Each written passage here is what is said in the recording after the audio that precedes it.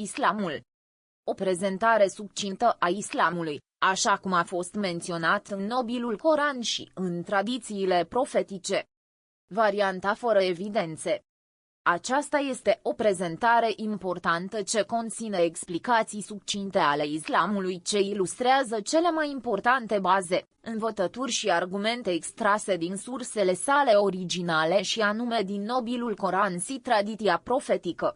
Această carte se adresează tuturor, musulmani sau nemusulmani, indiferent de țările în care trăiesc și indiferent în ce perioadă sau circumstanță se află aceștia. În numele lui Allah, cel milostiv, îndurător. 1. Islamul este mesajul lui Allah adresat întregii omeniri, fiind ultimul mesaj etern divin. 2. Islamul nu este o religie specifică unei anumite etnii sau unui anumit popor, ci este religia lăsată de Allah tuturor oamenilor. 3. Islamul este mesajul divin care a venit să întregească mesajele date profeților și mesagerilor anteriori, pacea și binecuvântarea lui Allah fie asupra lor, pentru a fi transmise comunităților lor. 4. Profeții, pacea fie asupra lor, au aceeași religie însă au avut legi diferite. 5. Islamul cheamă la cele la care au chemat toți profeții, Noe, Avram, Moise, Solomon, David și Isus, pacea fie asupra lor, și, anume, credința că Domnul stăpânitor este Allah, Creatorul, Îndestulătorul, Cel ce dă viața și ia viața, stăpânitorul împărăției, Cel care o rânduiește totul și El este iertător și îndurător. 6. Allah preaslăvitul și preaînaltul este Creatorul și El este unicul demn de a fi adorat, fără ca nimeni altcineva să fie adorat împreună cu El. 7. Allah este Creatorul a tot ceea ce există în univers, atât al celor văzute, cât și al celor nevăzute. Tot ceea ce există, în afară de El, a fost creat de acesta. Allah a creat cerurile și pământul în 6 zile. 8. Allah preaslăvitul și preaînaltul nu are niciun asociat în stăpânirea, creația, orânduirea sau adorarea sa. 9. Allah preaînaltul nu a fost născut, nu zămislește și nu are niciun partener sau egal. 10. Allah preaslăvitul și preînaltul nu adoptă o formă fizică și nici nu se întrupează în niciuna dintre creațiile sale. 11. Allah preaslăvitul și preaînaltul este iertător și îndurător cu robii săi și, pentru aceasta, El a trimis mesageri și a pogorât scripturi. 12. Allah este Domnul îndurător și unicul, care le va cere socoteală creațiilor sale în ziua judecății, atunci când îi va învia pe toți și îi va scoate din mormintele lor pentru a le răsplăti pe fiecare în parte pentru binele sau răul pe care l-a făcut. Astfel, cel care a săvârșit fapte bune și a fost drept credincios, va avea parte de binecuvântările veșnice, din paradis, iar cel care a fost necredincios și a săvârșit fapte rele, va avea parte de un chin aspru în viața de apoi. 13. Allah preaslăvitul și preaînaltul l-a creat pe Adam din țărână și a făcut ca urmașii lui să se perpetueze după el, astfel încât toți oamenii au aceeași origine comună. Nici o națiune nu este mai presus decât alta și niciun popor nu este mai presus decât altul, decât prin pioșenia și supunerea acestora față de Allah. 14. Fiecare copil se naște în fitrah, cu natura sa născută, în care a fost creat de către Allah, fiind supus numai unicului Dumnezeu. 15. Și niciun om nu se naște cu păcate și nici nu moștenește păcatele altui om. 16. Iar scopul final al creării omului este adorarea unicului Dumnezeu, Allah. 17. Islamul a înnobilat omul, bărbat sau femeie, și i-a garantat acestuia toate drepturilor sale, făcându-l în același timp responsabil pentru toate alegerile, faptele și comportamentele sale și trăgându-l la răspundere pentru orice faptă care le afectează pe el însuși sau pe ceilalți. 18. Și a făcut bărbatul și femeia egali în ceea ce privește responsabilitatea, pedeapsa sau răsplata acestora. 19. Islamul a înnobilat femeia considerându-o drept jumătatea geamănă a bărbatului și a impus acestuia obligativitatea asigurării traiului acesteia, dacă are această posibilitate. Astfel, tatăl este obligat să cheltuiască pentru satisfacerea nevoilor fiicei sale. Fiul, dacă a ajuns la vârsta maturității și are această posibilitate, este obligat să cheltuiască pentru satisfacerea nevoilor mamei sale, iar soțul este obligat să cheltuiască pentru satisfacerea nevoilor soției sale. 20. Moartea nu este sfârșitul definitiv, ci doar o trecere din lumea faptelor către casa răsplății. Moartea cuprinde atât trupul cât și sufletul. Moartea sufletului presupune separarea sa de trup, la care se reîntoarce după învierea din ziua judecății. După moarte, sufletul nu se transferă în alt trup și nici nu se reîncarnează în alt trup. 21. Islamul cheamă la credința în stâlpii săi de bază și, anume, credința în Allah, credința în îngerii săi, credința în scripturile divine, precum Tora, Evanghelia, Psalmii, înainte ca acestea să fi fost modificate, și în Coran, credința în toți profeții și mesagerii săi, pacea fie asupra lor, precum și în ultimul dintre aceștia și încheietorul profeților și al mesagerilor, profetul Mohammed, credința în ziua de apoi, știind că dacă această viață lumească ar fi sfârșitul existenței, viața și existența nu ar fi decât în zadar, și credința în destin și în predestinare. 22. Toți profeții, pacea fie asupra lor, sunt desăvârșiți în cele transmise de la Allah și sunt mai presus de orice ar putea veni împotriva rațiunii sau s-ar putea opune unui caracter sănătos. Profeții au sarcina de a le transmite robilor lui Allah poruncile sale. Ei nu dețin niciuna dintre atributele suveranității sau divinității, ci sunt oameni, asemenea tuturor celorlalți oameni, dar cărora Allah Preaînaltul le-a trimis revelația sa. 23. Islamul cheamă la adorarea doar a lui Allah, unicul, în esența celor mai importante și de bază acte de adorare, precum rugăciunea, care presupune ridicarea și statul drept în picioare, plecăciunea, prosternarea, pomenirea lui Allah, elogierea și îndreptarea de rugi către acesta. Rugăciunea este efectuată de 5 ori pe zi și în împlinirea ei, atunci când bogați și săraci, șefii și subordonați se aliniază într-un singur rând, dispare orice diferență. Tot astfel este și zakah, care presupune plata unei mici părți din averea deținută, în conformitate cu condițiile și măsurile standard desemnate de către Allah. Acesta este extras din averea celor bogați, care sunt obligați să îl plătească săracilor, precum și altor categorii de oameni, o dată pe an.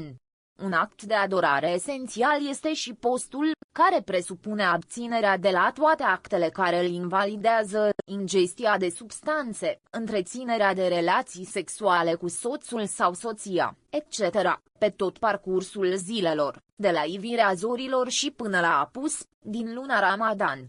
Postul este o formă de educare a sinelui în ceea ce privește voința și răbdarea. Ultimul dintre acestea este îndeplinirea hajjului, pelerinajului, la casa lui Allah, din Mecca, odată în viață pentru cel care are această posibilitate.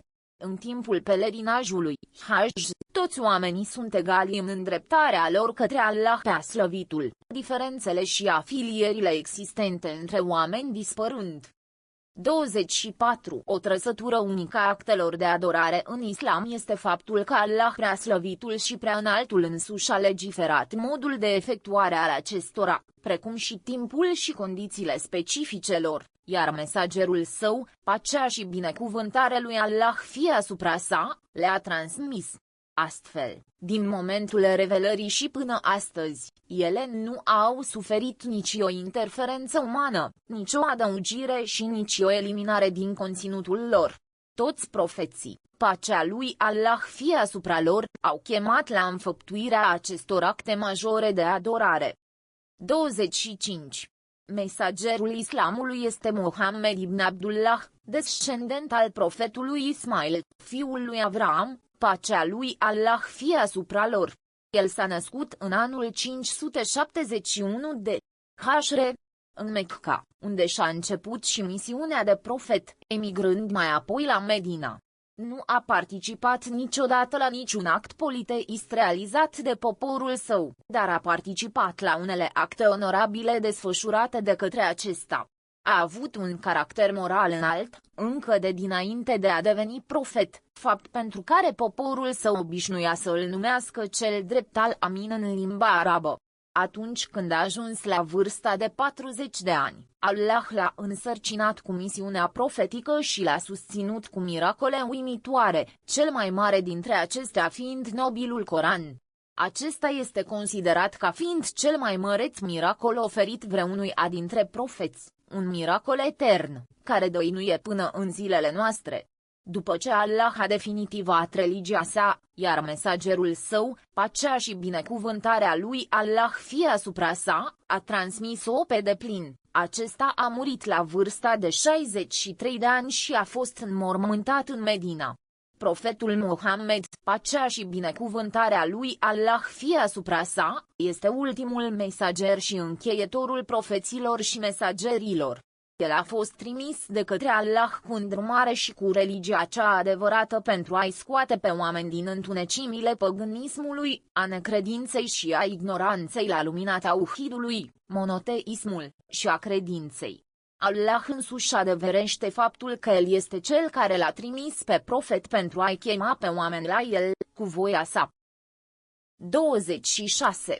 Legea islamică, Sharia, adusă de profetul Mohammed, pacea și binecuvântarea lui Allah fie asupra sa, este încheietoarea tuturor mesajelor și a legilor divine. Ea este Sharia perfecțiunii și a reformării chestiunilor de ordin religios și laic ale oamenilor. Prioritatea sa principală este protejarea religiilor, vieților, proprietăților, a gândirii și a oamenilor. Ea a venit cu scopul de a abroga toate legile divine anterioare, așa cum și mesajele divine anterioare s-au abrogat reciproc. 27. Allah prea înaltul nu acceptă nici o altă religie în afară de Islam, religie cu care a fost trimis profetul Muhammed, pacea și binecuvântarea lui Allah fie asupra sa. Iar cine aduce o altă religie decât Islamul, o va face în zadar pentru că aceasta nu îi va fi acceptată. 28. Nobilul Coran este cartea pe care Allah i-a revelat-o mesagerului său Mohammed, pacea și binecuvântarea lui Allah fie asupra sa. El este cuvântul lui Allah, Domnul tuturor lumilor. Allah i-a provocat atât pe oameni, cât și pe djin să aducă ceva asemănător acestuia sau măcar asemenea unui mic capitol al acestuia, provocare care a rămas deschisă până în zilele noastre. Nobilul Coran răspunde la întrebări de răscruce de care sunt frământați milioane de oameni. Nobilul Coran a rămas același până în zilele noastre, păstrat și conservat în limba arabă, așa cum el a fost revelat inițial, fără a fi omisă din el nici măcar o literă. El este o carte conservată în scris și răspândită. Este o carte măreață și miraculoasă, care merită cu adevărat să fie citită sau să se citească traducerea sensurilor sale. Tot astfel și Sunnah, tradițiile profetului, pacea și binecuvântarea lui Allah fie asupra sa, învățăturile și biografia sa sunt păstrate și conservate, și ele au fost consemnate printr-un lanț de transmițători de încredere. De asemenea, acestea sunt conservate în scris în limba arabă, limba vorbită de mesagerul lui Allah, pacea și binecuvântarea lui Allah fie asupra sa, și tradusă în multe alte limbi. Atât nobilul Coran, cât și Sunnah profetului, pacea și binecuvântarea lui Allah fie asupra sa, constituie împreună sursa unică a prescripțiilor și legilor islamice. Islamul nu se ia din comportamentul adepților săi, ci, dimpotrivă, el trebuie preluat din revelația divină, și anume din nobilul Coran și din Sunnah profetului. 29. Islamul poruncește buna purtare față de părinți, chiar dacă aceștia nu sunt musulmani, și îndeamnă la tratarea copiilor cu bunătate. 30. Islamul poruncește dreptatea și echitatea în vorbe și în fapte, chiar și față de dușmani. 31. Islamul poruncește împlinirea faptelor bune față de toți oamenii și susține caracterul moral nobil și faptele virtuoase. 32. Islamul îndeamnă la adoptarea unor atitudini morale demne de laudă, precum onestitatea, restituirea în bunăstarea celor încredințate, castitatea, modestia, vitejia, generozitatea, sprijinirea celor nevoiași, ajutorarea celor aflați în suferință, hrănirea celor flămânzi, buna conviețuire cu vecinii, menținerea legăturilor de rudenie și blândețea arătată față de animale. 33. Islamul a făcut permisă consumarea a ceea ce este bun dintre mâncăruri și băuturi și a impus curățenia și purificarea inimii, a trupului și a casei, motiv pentru care a făcut permisă și căsătoria. Acestea le-au fost poruncite tuturor profeților, pacea fie asupra lor, iar ei nu poruncesc decât ceea ce este bun și drept. 34. Islamul interzice păcatele majore, precum politeismul, necredința, închinarea la idoli, atribuirea ceva lui Allah fără știință, uciderea copiilor sau a unui suflet a cărui viață este inviolabilă, provocarea stricăciunii pe pământ, magia, indecențele vizibile și ascunse, adulterul, homosexualitatea. Tot astfel a interzis și dobânda și cămătăria, a mânca animalul mort sau pe cel sacrificat în semn de adorare pentru idoli. De asemenea, Allah a interzis consumul de carne de porc, precum și toate celelalte impurități, consumarea bunurilor unui orfan, falsificarea unităților de măsură, înșelarea la cântar și ruperea legăturilor cu rudele de sânge. Toți profeții, pacea și binecuvântarea lui Allah fie asupra lor, sunt în unanimitate de acord cu privire la interzicerea acestor fapte ilicite. 35. Islamul interzice trăsăturile morale blamate, precum minciuna, înșelăciunea și trădarea în toate formele lor, invidia, fapta rău intenționată, furtul, nedreptatea, opresiunea și orice altă trăsătură rea și neplăcută. 36. Islamul interzice tranzacțiile financiare care implică cămătărie, vătămare, înșelăciune, nedreptate sau fraudă sau care duc la catastrofe și prejudicii generale asupra societăților, popoarelor și indivizilor. 37.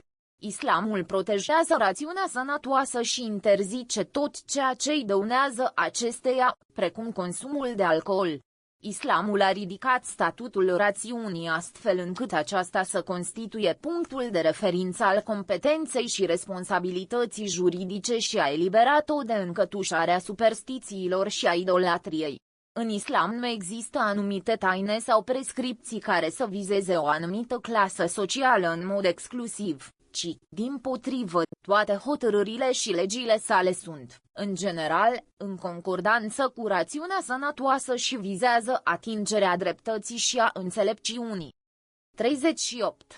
Întrucât adepții religiilor false nu au reușit să înțelegă contradicțiile și aspectele iraționale ale acestora, liderii lor religioși i-au amăgit și i-au convins cu succes că religia este mai presus decât rațiunea, care nu are, de altfel, niciun rol în înțelegerea religiei. De cealaltă parte, islamul consideră religia a fi o lumină care luminează calea rațiunii. Religiile false doresc ca omul să renunțe la rațiune și să fie adeptul supus al acestora, în vreme ce islamul încurajează omul să își păstreze vie rațiunea, astfel încât să recunoască realitatea pură a tuturor aspectelor. 39. Islamul îi conferă științei adevărate un statut măreț și îndeamnă la cercetarea științifică imparțială, chemând la contemplare și reflecție proprie și asupra universului ce ne înconjoară, iar concluziile științifice adevărate nu sunt în niciun fel în contradicție cu islamul. 40. Allah nu primește faptele omului și nu oferă răsplată pentru acestea în viața de apoi decât celui care a crezut în Allah, i s-a supus lui și a crezut în mesagerii săi, pacea și binecuvântarea lui Allah fie asupra lor. Allah nu primește decât actele de adorare pe care el însuși le-a prescris. Și oare, cum poate omul să arate necredință în privința lui Allah și să aștepte ca el să fie răsplătit? iar Allah nu primește credința unui om decât dacă el a crezut în toți profeții săi, pacea fie asupra lor, și a crezut, de asemenea, în mesajul profetului Muhammed, pacea și binecuvântarea lui Allah fie asupra sa. 41. Scopul final al tuturor mesajelor divine este ca religia să ridice omul la nivelul unui slujitor sincer al lui Allah, Domnul lumilor, și să le libereze pe acesta de sclavia oamenilor, a materialismului sau a mitologiei. Așadar, după cum se poate vedea, islamul nu îi consideră sfinți pe anumiți oameni și nici nu îi ridică dincolo de statutul lor și nici nu îi ia drept domni și Dumnezei. 42. Allah a prescris în islam căința, iar aceasta presupune întoarcerea omului la Domnul său cerându-și iertare și delasarea de păcat. Islamul anulează și șterge toate păcatele făptuite înainte de acceptarea lui, iar căința, de asemenea, șterge toate păcatele de dinaintea ei. Astfel, nu este nici o nevoie ca păcatele oamenilor să fie confesate în fața altor oameni. 43. În islam, relația dintre om și Allah este directă, fără a fi necesar ca cineva să fie intermediar între el și Allah, pentru că islamul interzice să îi luăm pe oameni drept Dumnezei sau să îi facem pe ei asociați lui Allah în privința suveranității sau divinității sale. 44. În încheierea acestei lucrări trebuie să ne reamintim faptul că, atât oamenii, prin diferențele de ordin temporar, național și regional, cât și societatea umană în general prin diferențele de mentalitate și obiective, sunt disparați și se diferențiază prin mediile și acțiunile lor.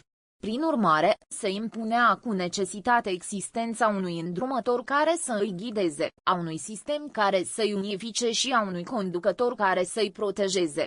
Mesagerii cei nobili, pacea și binecuvântarea lui Allah fie asupra lor, și-au asumat acest rol prin revelația primită de la Allah, Preaslăvitul.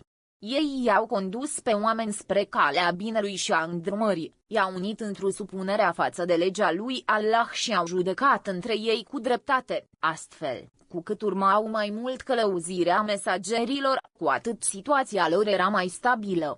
Allah a încheiat șirul mesajelor divine cu mesajul profetului Muhammed, pacea și binecuvântarea lui Allah fie asupra, și a prescris ca acesta să dainuie pentru eternitate, făcând ca el să fie o călăuzire pentru toți oamenii, o îndurare, o lumină și o îndrumare către calea ce duce la el, Preaslăvitul.